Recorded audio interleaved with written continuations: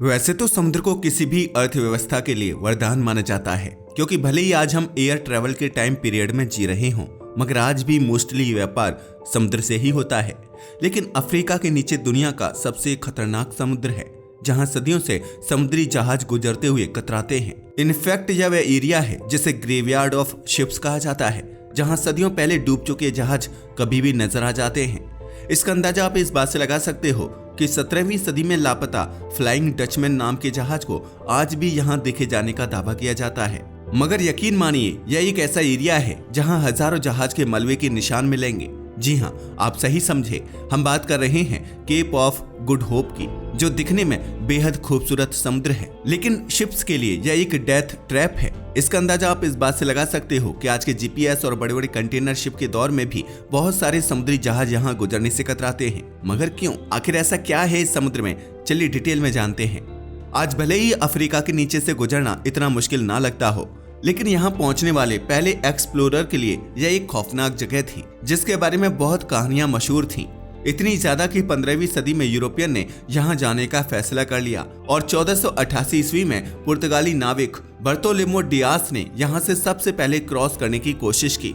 मगर यकीन मानो, उसके साथ यहाँ जो हुआ उसने सबका दिल दहला कर रख दिया था, क्योंकि यहाँ इतनी तूफानी हवाएं चल रही थी जो जहाज में बैठे लोगों को इधर से उधर पटक रही थी, जिसकी वजह से उसका जहाज डूबने वाला था। लेकिन उसकी किस्मत अच्छी थी कि वह जान बचाकर निकल गया और अफ्रीका के नीचे से गुजरने वाला पहला यूरोपियन बन गया। उसने इस जगह का नाम रखा केप ऑफ स्टॉर्म्स, क्योंकि यहाँ उसने ऐसा मौसम एक्सपीरियंस किया था जो अपने 20 साल के करियर में उसने किसी भी समुद्र में नहीं देखा था। इसलिए उसने इसे तूफानों का समुद्र कहा। लेकिन पुर्तगाल में मौजूद किंग जॉन सेकंड ने इस जगह को बिल्कुल ही अलग नजर से देखा, क्योंकि उसे यहाँ पर अपॉर्चुनिटी नजर आ रही थी। यही वजह थी कि उसने केप ऑफ स्टॉर्म्स का नाम बदलकर केप ऑफ गुड होप रख दिया। पता है क्यों? क्योंकि यह रास्ता सीधे भारत तक जाता था। जी हाँ, वही भारत जो मसालों और खदानों का शहंशाह था। बस फिर क्या था, जल्दी यह एरिया फेमस हो गया और बहुत सारे एम्पायर्स के लिए गेटवे बन गया, जो सीधे भारत पहुंच गए। पुर्तगालियों के बाद डच और फिर ब्रिटिश भी यहीं से एशिया आए थे। एक्चुअल में यही भारत की गुलामी का कारण भी बना, क्योंकि उनके जहाज यहाँ केवल मसाले और सिल्क ही वापस नहीं ले जाते थे, बल्कि सोना, चांदी और हाथी के दांत भी लेकर जाने लगे। हर एक सफर के साथ यूरोपीय अमीर होते जा रहे थे, लेकिन साथ ही मौत का खतरा भी मंडरा रहा था। इसका अंदाजा आप इस बात से लगा सकते हो कि यहाँ पर सैकड़ों जहाज लापता हो गए थे। इसी वजह से लोग सोचने पर मजबूर हो गए थे कि जरूर ये कोई सुपर नेचुरल चीज है। और फिर यहाँ से शुरुआत हुई फ्लाइंग डचमैन की कहानी। ऐसा माना जाता है कि 1600 ईस्वी में एक डच कप्तान ने कसम खाई थी कि वह अफ्रीका के नीचे से समुद्र को क्रॉस करेगा, लेकिन उसका जहाज समुद्र में कहां गायब हो गया यह आज तक पता नहीं लगा। पर ऐसा कहा जाता है कि आज भी उसकी आत्मा इस समुद्र में भटक रही है। इन कहानियों की वजह से ही जहाजी इस जगह से अवॉइड करने लगे थे। लेकिन धीरे धीरे टाइम गुजरने लगा और साइंस एंड टेक्नोलॉजी की डेवलपमेंट होती गई। 19वीं सदी में हुए एक इंजीनियरिंग चमत्कार ने सब कुछ बदल कर रख दिया। दरअसल 1869 में सुएज कैनाल को खोल दिया गया था। बस फिर क्या था, सुएज कैनाल की मदद से इजिप्ट के जरिए मेडिटेरेनियन सी और रेड सी कनेक्ट हो गए, और यह कोई छोटी बात नहीं थी। इसका अंदाजा आप इस बात से लगा सकते हो कि ग्लोबल ट्रेड के लिए यह किसी चमत्कार से कम नहीं था, क्योंकि अब जहाज को हजारों किलोमीटर का सफर करके अफ्रीका के नीचे से गुजरने की जरूरत ही नहीं थी। अब सुएज कैनाल की हेल्प से एशिया और यूरोप का सफर 7000 किलोमीटर कम हो चुका था। जी हाँ, और इससे एक तो अफ्रीका के खतरनाक रास्ते से नहीं गुजरना पड़ता था, और दूसरा फ्यूल और टाइम की बचत होती थी। इनफैक्ट आप इस रूट की अहमियत का अंदाजा इस बात से भी लगा सकते हो कि दुनिया का लगभग 12% ट्रेड इसी सुएज कैनाल से गुजरता है। इनफैक्ट मिडिल ईस्ट से आने वाला तेल हो या फिर चीन से आने वाला सामान और यूरोप का अनाज, सब इसी कॉरिडोर से होकर गुजरता है। यह रूट दुनिया के लिए कितना खास है, इसका अंदाजा आप इस बात से लगा सकते हो कि 2021 में जब एवर गिवन नाम की शिप यहाँ पर फंस गई थी, तो दुनिया को पता चला कि चंद दिनों में ही अरबों डॉलर का नुकसान हो गया था। मगर समस्या ये है कि इसके बाद एक सवाल और उठा, अगर जियोपॉलिटिक्स, वॉर या किसी एक्सीडेंट की वजह से यह सुएज कैनाल बंद हो जाए तो क्या होगा? तो एक बार फिर दुनिया को केप ऑफ गुड होप वाला रास्ता ही लेना पड़ेगा, और मजबूरन अब फिर से इस रास्ते को ही अपनाया जा रहा है। पता है क्यों? क्योंकि इजराइल और फिलिस्तीन की वॉर के बारे में तो आप जानते ही हो। यमन की हूती रेबल्स रेड सी से गुजरने वाले कंटेनर शिप्स पर अटैक कर रहे हैं, जिसकी वजह से केप ऑफ गुड होप का रास्ता अपनाया जा रहा है। मगर अब सवाल यह उठता है कि केप ऑफ गुड होप में ऐसा क्या है? आखिर ये समुद्री रास्ता इतना ज्यादा खतरनाक क्यों है? यह समझने के लिए आपको दुनिया का मैप देखना होगा, क्योंकि इसका जवाब इसकी ज्योग्राफी में छुपा हुआ है। दरअसल केप ऑफ गुड होप वह जगह है जहां अटलांटिक ओशन और इंडियन ओशन आपस में मिलते हैं। और यह तो आप भी जानते हो कि जब दो बड़े समुद्र आपस में टकराते हैं तो बहुत ताकतवर लहरें बनती हैं। साथ ही यह दोनों अलग अलग डायरेक्शन से आती हैं, जिसकी वजह से इन लहरों का डायरेक्शन बार बार बदलता है। इसी कारण शिप्स को बहुत ज्यादा प्रॉब्लम का सामना करना पड़ता है।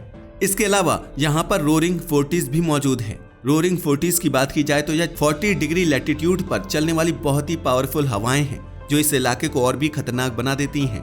ये हवाएं कितनी तेज होती हैं, इसका अंदाजा आप इस बात से लगा सकते हो कि समुद्र में 3 मंजिला इमारत जितनी ऊंची लहरें पैदा कर देती हैं। इनफैक्ट सर्दी के टाइम पर तो यहाँ 10 से 15 मीटर ऊंची लहरें उठती हैं, जिसकी वजह से शिप्स ऐसे हिलती हैं जैसे मिट्टी या प्लास्टिक का कोई खिलौना हो। ये हवाएं हमेशा तूफान लेकर आती हैं, जिसकी इंटेंसिटी आज मॉडर्न स्टील के बने जहाज भी बर्दाश्त नहीं कर पाते।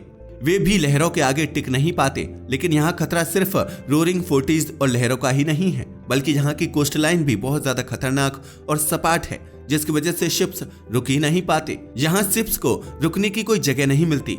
उस जमाने में जब जहाज केवल हवाओं के सहारे चला करते थे, पानी में सफर और भी नामुमकिन था, क्योंकि जरा सी गलती की वजह से जहाज सीधे चट्टानों से जाकर टकरा जाता और टुकड़े टुकड़े हो जाता। ऐसे कई मलबे आज भी इस एरिया में पड़े हुए हैं। वैसे हम आपको बताना चाहेंगे कि यहाँ पर सिर्फ केप ऑफ गुड होप ही डेंजरस नहीं है, बल्कि समुद्री यात्रियों को और भी ज्यादा खतरों से गुजरना पड़ता है। एक्चुअल में अफ्रीका के वेस्ट कोस्ट पर नामीबिया नाम का देश मौजूद है। नामीबिया में स्केलेटन कोस्ट है। इसके नाम से ही आपको अंदाजा लग गया होगा। दरअसल यह एक ऐसा तट है जहां सदियों से घने कोहरे, तूफान और ताकतवर लहरों ने बहुत से जहाजों को तबाह किया है। आप जानकर हैरान रह जाएंगे कि जब वर्ल्ड वॉर सेकंड चल रहा था, तब एक ब्रिटिश शिप डूबकर यहाँ पूरी तरह बर्बाद हो गई थी और उसके लोग इस रेगिस्तान में फंसकर मरने को मजबूर हो गए थे।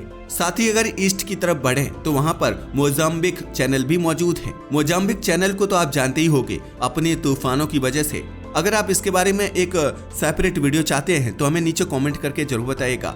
हम आपके लिए मोजाम्बिक चैनल पर एक सेपरेट वीडियो लेकर आएंगे। इस जगह पर बहुत सारे तूफान आते हैं। साथ ही हवाओं की स्पीड इतनी तेज होती है कि वह शिप्स को पेपर की तरह उड़ाकर रख देते हैं। यही वजह है कि सदियों से नाविक इस एरिया से डरते आए हैं, जितना केप ऑफ गुड होप से। इनफैक्ट आज इतनी ज्यादा एडवांस टेक्नोलॉजी होने के बावजूद भी शिप्स यहाँ बहुत सावधानी से गुजरती हैं, क्योंकि किसी भी टाइम तूफान आ सकता है। अगर कोई जहाज इन तूफानों और लहरों से बच भी जाए तो एक और खतरनाक खतरा उसका इंतजार करता है, और वो है पायरेट्स यानी समुद्री लुटेरे। दरअसल सन 2000 के शुरुआती दौर में सोमालिया के करीब का समुद्र दुनिया का सबसे खतरनाक पॉइंट बन चुका था। यहाँ पर छोटी छोटी बोट्स में पायरेट्स आते, जिनके पास राइफल और रॉकेट लॉन्चर होते थे। ये बड़ी बड़ी टैंकर को किडनैप करके उनसे मिलियंस ऑफ डॉलर्स की फिरौती लेते थे। इनफैक्ट 2011 में इन पायरेट्स की वजह से वर्ल्ड इकोनॉमी को $7 बिलियन का नुकसान हुआ था। पता है क्यों?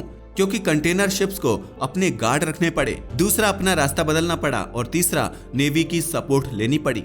हालांकि इसके बाद यूरोपीय यूनियन, नाटो, अमेरिका और भारत की नेवी ने यहाँ मिलकर सख्ती की, जिसकी वजह से पायरेसी कम तो हुई लेकिन खत्म नहीं हुई। इसका अंदाजा आप इस बात से लगा सकते हो कि इन समुद्री डाकुओं का खतरा आज भी नाविकों के दिल में बसा हुआ है। लेकिन खतरे का यही अंत भी नहीं है। अगर वेस्ट की तरफ जाया जाए तो यहाँ नाइजीरिया मिलेगा।